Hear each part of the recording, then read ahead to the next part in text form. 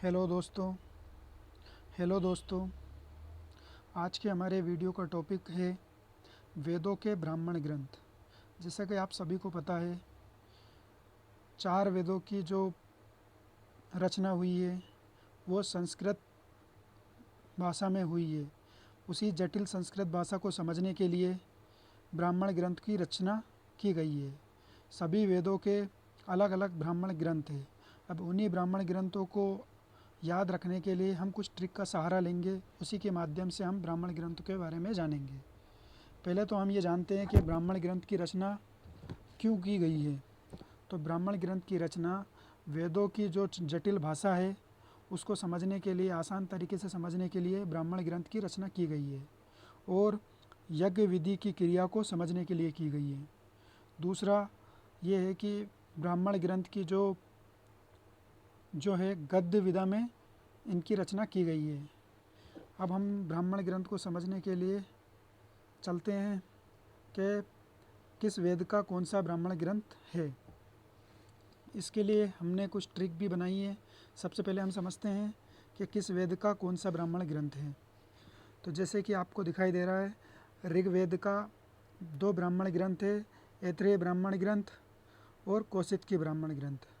इसी तरह सामवेद का ब्राह्मण ग्रंथ है, पंचवीस ब्राह्मण ग्रंथ और षड्वीस ब्राह्मण ग्रंथ। इसी तरह यजुर्वेद का ब्राह्मण ग्रंथ है शतपथ ब्राह्मण ग्रंथ और तैत्तिरीय ब्राह्मण ग्रंथ। इसी तरह अथर्ववेद का एक ब्राह्मण ग्रंथ है गोपद ब्राह्मण ग्रंथ।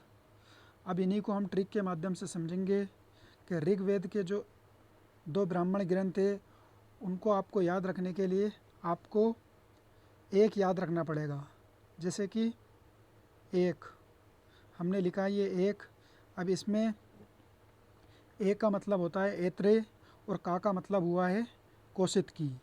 इसी तरीके से सामवेद के ब्राह्मण ग्रंथ को समझने के लिए आपको 5 और 6 को याद रखना पड़ेगा। 5 का मतलब पंचवीस ब्राह्मण ग्रंथ और 6 का मतलब, जैसे कि आपको पता है कि 6 का मतलब षड होता है, उसी तरीके से 6 से हमारा षड्वीस ब्राह्मण ग्रंथ होता है।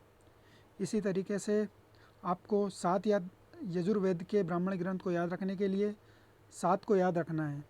तो 7 का मतलब सा से हो रहा है शतपथ ब्राह्मण ग्रंथ और ता जो आ रहा है उसका मतलब होता है तैत्तिरीय ब्राह्मण ग्रंथ। इसी तरीके से अंतिम में गोपद ब्राह्मण ग्रंथ जो है अथर्ववेद का ब्राह्मण ग्रंथ है। इसी तरीके से पूरी जो हमारी ट्रिक बन रही है 1, 5, 6, 7, ये इसमें आपको तीनों वेदों के 6 ब्राह्मण ग्रंथों के बारे में जानकारी मिल रही है।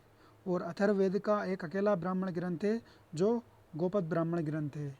इस तरीके से आप 1, 5, 6, 7 के द्वारा आप 3 वेद के 6 ब्राह्मण ग्रंथों को आसानी से याद रख सकते हैं। अगर आपको हमारी वीडियो पसंद आए तो इसको लाइक करें और चैनल को सब्सक्राइब करें। और अगर किसी भी तरीके का कोई डाउट अगर है आपका तो कमेंट बॉक्स में बताएं। थैंक यू, धन्यवाद।